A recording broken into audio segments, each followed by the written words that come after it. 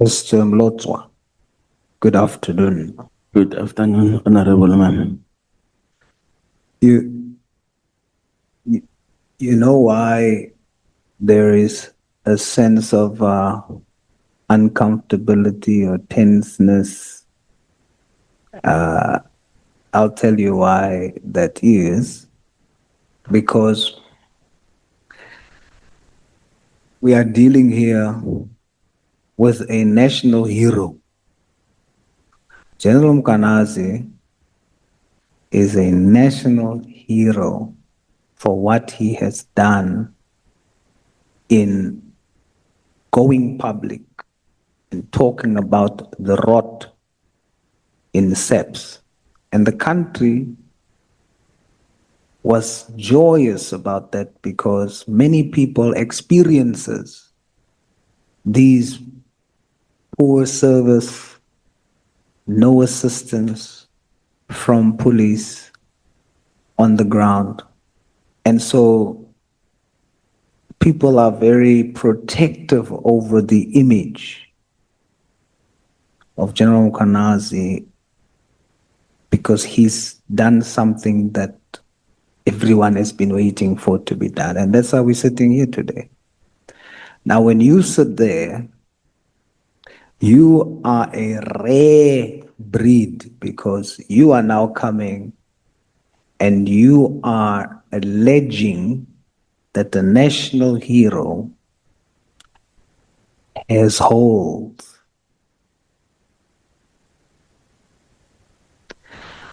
So what we must do is ensure that if you're going to say General Mkhwanazi has holes, we must test what you are saying so that we are sure your assertion of holes is not fabricated. So you must help with that. I will. You will, because you must understand how the nation feels. Can't touch the national hero. So you must come with what I'm saying. This is my reason why I'm saying what I'm saying. But you must also bear with the nation because it's a very sensitive issue. Now, I don't care about how people feels about me. Not here for claps. So I'm going to take through your affidavit and just deal with what I believe is facts or evidence. There are some questions of clarity first that I want to understand out of your affidavit. Number one is you say when you were tortured, yourself and Nenji, General Mkhwanazi was physically present there. Did you see General Mkhwanazi with your eyes? Should I answer?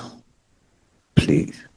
Yes, he was there. He came with Lieutenant Colonel Dina Govenda, who asked me to tell my co-accused who is this man before us. I then said to Mr. Nangi, this is General Nhlanhla Mkhwanazi, the Provincial Commissioner of KwaZulu-Natal. He was once an acting National Commissioner of the South African Police, I think somewhere around 2011, 2012. So he was there. I saw him, I know him, I interacted with him. You saw him with your eyes? With my eyes. I interacted with him, he even poured water in me. So the reason why you had to say that to Nanji is because Nanji's head was covered, so he couldn't see. Or because the affidavit says he came out with his head, there was a bag over his head. Yes, there was a bag, but once you are about to pass out, they will release you. He also saw him. So he was wearing a black or navy t-shirt with short and sandals. I think it's Lico Sport, if I'm not mistaken. That's the one point of clarity that I couldn't make out. I wanted to be sure that you saw him. Yes, I saw him. I can Two, confirm. there's a mention of a recording of a phone call where the police is threatening or something like that to the wife of, is it Nenji's wife? Yes, it was me. Where's the recording? It's formed part of the evidence of the affidavit that is on the case 143. I think if the committee want, they can request it from IPD because IPD has been provided with that The recording, actual recording. with the recording and the transcripts.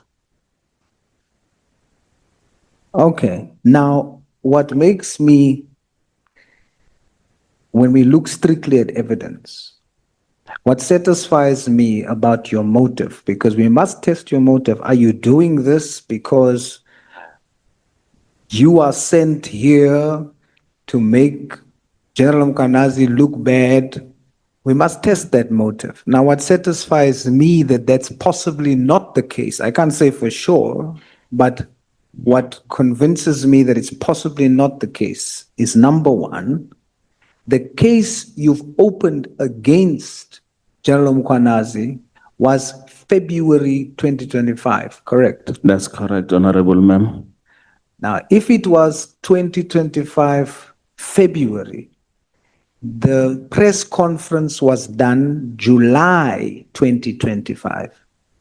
If you opened up a case against General Mkhwanazi after July, do you see why that would have made your motive questionable? Yes, that's true. But because it was before, it satisfies me that your motive here today is not to make General Mkhwanazi bad, but rather to come and say, this is my experience. The second thing that makes me believe that your motive is not to do so is you did not initially plan to come here.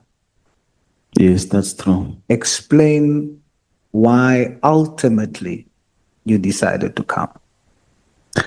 It was after the testimony of Kat Matlala at Khoshimampuru where our matter was touched. So I just felt that no, I must come before the committee to assist the committee and also clear my name. So if that did not occur on that day, you would not have been here. No, I was still gonna make the submission because I thought maybe the committee will call us because General Mkhwanazi has made defamatory statement about me and when he said my house was used for criminal activities. When he said my house was used for criminal activities, it's a defamatory statement because what I know about me is that people, when they come even into my house, they come for help. So there's no criminal activity that has taken place in my house. I was still gonna make submission to come here and present my case. Yes, but what would have motivated you was the statements made during the course of the hearings. It was the statement made during the course of the hearing, yes. And that's my point. So before that, you didn't sit there and say, I'm going to go. What stirred you? I thought the committee will call me. Yes. Yes. I'm trying to test your motive, you see. Yes, I thought the committee will call me. All right. So it was not because you want to come and make the general look bad. No. It's not about that. It's to come here and place facts before the committee and also the committee to see that the general can change his position depending on where he want to be at that time. So for me, if you can ask me about him, I can say it's someone who you cannot trust because he will change as soon as he want to change, as soon as he want to change. Because based on the two videos that I've presented before this committee, you can see that he made two public statements, but those statements are contradicting to each other. Yes. So I'm going to spend the next 20 minutes of my time just properly putting on record what is factual that you have supporting documents for. I'm not a forensic investigator. We will then have the record used for them to go test and verify everything that you have. I'm going to assist in that way. Whatever that I've said here in my affidavit, it's supported with SAPS official documents. Yes, I SAP see. 13 OP sworn statement. So everything that I've said, it's Mr. got proof. Malota, what I'm trying to tell you is, I see it. Right. Everything I do is based on evidence, not personality. Yes, I don't know you. We've never met. yes, too. For me, is what I see in front of me. But South Africa doesn't see what I see. No, I don't care about South Africa. No, you must care. Why? The reason why is because if you don't care, you will not, South Africa won't know for the record what you've experienced. Okay, apology, honorable Do you understand? member. Yes. So my job is to now place your evidence on record. That's all I have to do. So now we're going to go step by step, right? Yes. What your evidence shows overwhelmingly is that it seems that there are instances where SAPS builds cases on believable scenarios rather than evidence. That's true, honorable member. Because if we can just read the affidavit that I've provided, the OP entry the OP entry that was made by Warrant Officer Malaza, where I was handed over to the KZN DPCI tracking team, and you check the court recordings where they said I was arrested in Komati Port near the port of entry, but there's no record of me in Komati Port. It shows that they do fabricate cases to push certain narratives. Right. So let's test that assertion. Phase 1. On the 9th of September 2024, Zechariah Desai is kidnapped outside. On the 10, honorable the man. 10th? Yes, honorable man. Records show the 9th, so Sorry, it was an error. It's on the 10th. So the 10th of September 2024, Zechariah Desai is kidnapped outside the mosque in KZN. Yes, they say so. Now, if it's in KZN, this is now a high-profile matter, so the media goes for it. And the face that must take responsibility for solving it is General Mkhwanazi.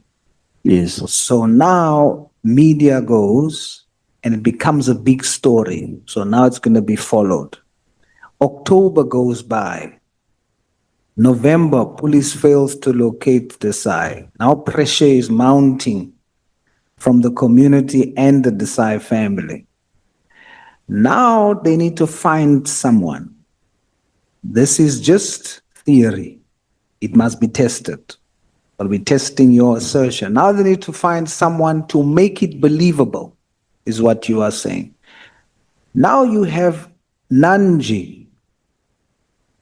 He was arrested in January 2023 on an Interpol warrant as a Mozambican kidnapping kingpin.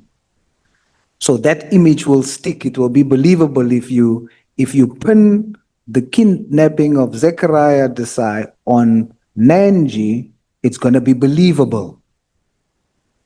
So and remember, this is theoretical. Yes. Must be tested. So he's taken, say, this will make it believable because there's already a 2023 Interpol issue on kidnapping cross-border. But now it has to stick. Who are they going to then use to build this evidence against Nanji? They must get you. That's true. You are not just a person, you are also a police officer. So now it will look like Nenji had an inside link inside the police. So they banking on the fact that if they torture Nenji and they torture you, you are going to be the one that says, it's Nenji that kidnapped Desai. Hopefully, when you do that, it now goes out in the news, the kidnappers has been arrested and caught. These are the, because now already when you appear in court, it's all over the news. Correct? Correct, Honorable Ma'am. Phase 2, you get to be tortured. Your house is announced as having had evidence, but now they can't find anything because the community burned it. True. So now building this narrative. That's on 20 November 2024. 9 December, the torture starts. It continued. It started on the 29th of November when I arrived at Stang. So you're being tortured from November. Yes, it continued. What is the key of the torture? What must come out of it? The torture, I must say, Nangi is the one who has kidnapped the Indian, the business person of Stang. Now you refuse. You don't say so. Now the plan is not working. They have nothing on Nenji now because you don't even want the 500,000. Yes, Honorable Ma'am. Allegedly, because I wasn't there. I don't know if it was true. No, it's true. It's your version. So you refuse. You don't want 500,000. You don't want to say Nenji is in kidnapping. January 22nd. Now this is now facts. Yes. On the 22nd of January, the National Prosecuting Authority withdraws the case against you. Yes, that's true, Honorable Ma'am. In other words, what we have now factually is that the NPA is saying police got the wrong people. That's true, Honorable Ma'am. Now there's no case no longer against you. You are no longer the kidnappers. But Zechariah Desai is still kidnapped.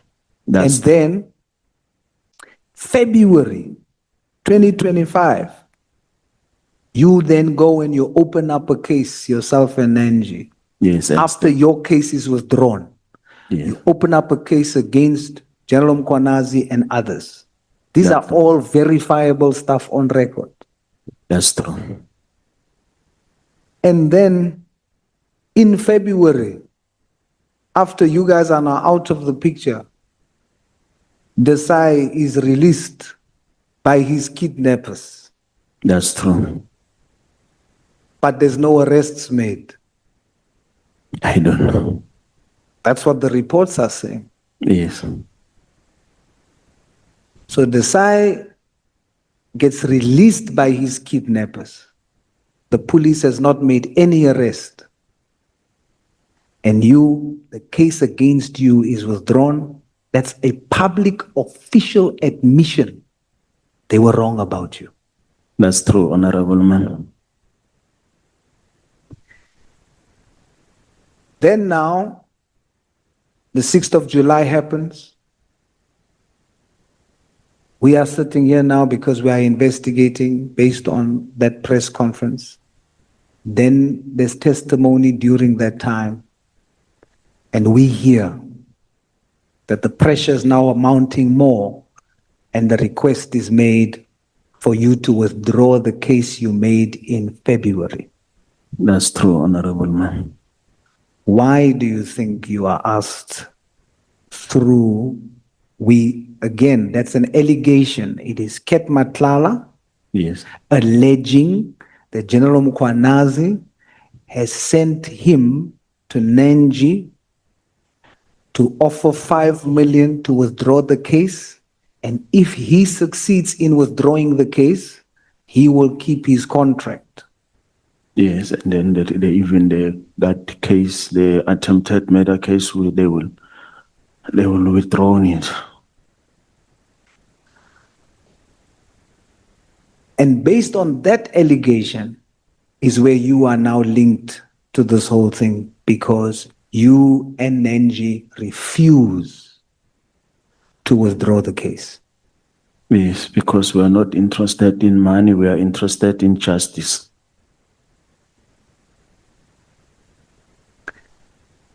You say you had to go for psychological therapy, etc.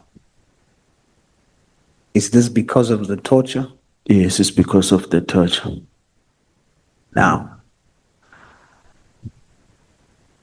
your testimony makes it plausible to believe the allegation that at times high-profile cases is based on believability rather than evidence.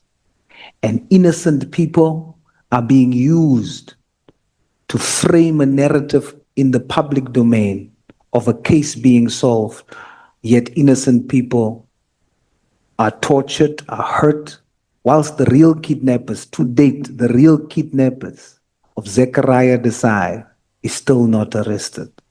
That's true. You're going to have my last few minutes. I want you to be very honest. You a police officer. You a cop. You understand national duty. What do you want to say to your fellow colleagues? And specifically based on your experience, what do you want to say to General Mkhwanazi? I think at this point of time, I've got nothing to say to the colleagues. To General Mkhwanazi, when he comes here, he must come with evidence that my house was indeed used for criminal activities. That's number one. He must provide this on this committee with proof and list of cases that was happening at my house. Two, he must come with the proof that the kidnapped victim was kept at my house. Because on the other hand, he says that they couldn't get evidence. The house was spent before. So he must just come here and say it. What is those allegations based on? I'm not gonna be like him, rushing to court for the defamatory statement, because I'm coming from the school of thought that says that who allege must prove. I'll be happy if the general will come before this committee with all the list of the criminal activities that were taking place at my house. Thank you. Mr. Mlotwa, I must say to you, and I must say to South Africa, that you are one of the first people who made allegations, who made claims, and you brought evidence. And all my colleagues here has sight of what I have sight of. Everything you have said, except for SHM09, that is with iPad. that's one, but also except for the torture, we can't say for sure that's how it happened, if we are honest. But everything else that you have said is here. Thank you. So I want to thank you, because we've had senior generals made allegations and did not produce evidence. You produced evidence for everything that you have said, and for that I want to say thank you and all the best. Thank you, Honorable Man. Thank you, Chairperson.